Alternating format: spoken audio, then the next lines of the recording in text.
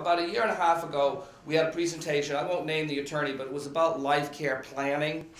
And I got a lot of sense from people that couldn't quite grasp what it was.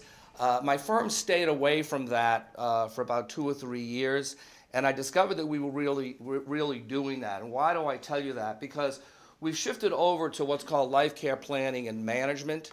And I think the example being what Chip was talking about is all of the points of contact with Medicare, the hospitals, the nursing homes, the home care providers. The client needs advocacy.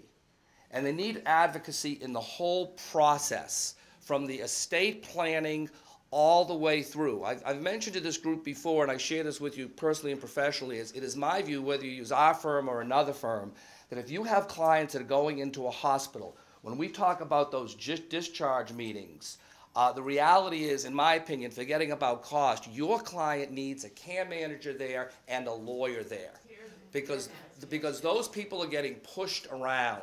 And what I tell clients is the system is like this. And you've got to get a lawyer involved, in my opinion, and a care manager, but of course I'm speaking for the lawyer, to even the playing field as your client enters that system.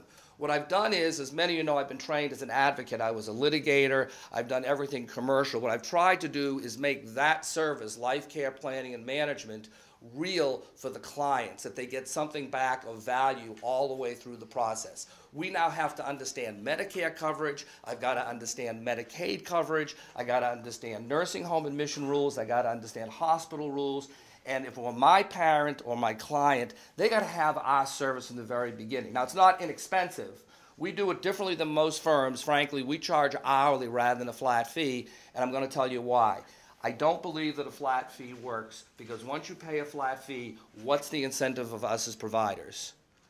To probably, maybe not disingenuously, but probably to do less rather than more. Our job is to be available 24/7, and we had the example. When your client falls on Friday night at Thomas House, which happened to us, and falls on Friday night and is taken to the hospital, who do you want there in terms of the services that are going to be provided? And if that your mother and you're living in Cleveland is at that emergency ward and alone, or it's your child, you're not a happy client. And ultimately, I believe who has to be responsible and accountable is the attorney, to make sure that the care manager gets this, and Joanne and I actually had the case where this happened not once but 3 times. We got to make sure someone is there for you. And the best person to have at the center of that, in my opinion, of course, and it is self-serving, is an elder care attorney, because we're accountable and responsible to you as the providers and the caregivers. That's the end of my spiel about life care management and planning. If anybody wants to talk, but I really think it's where the field is going. And if we're doing it, you all should be doing it or thinking about it. It's no longer these piecemeal services. You need a continuum of services.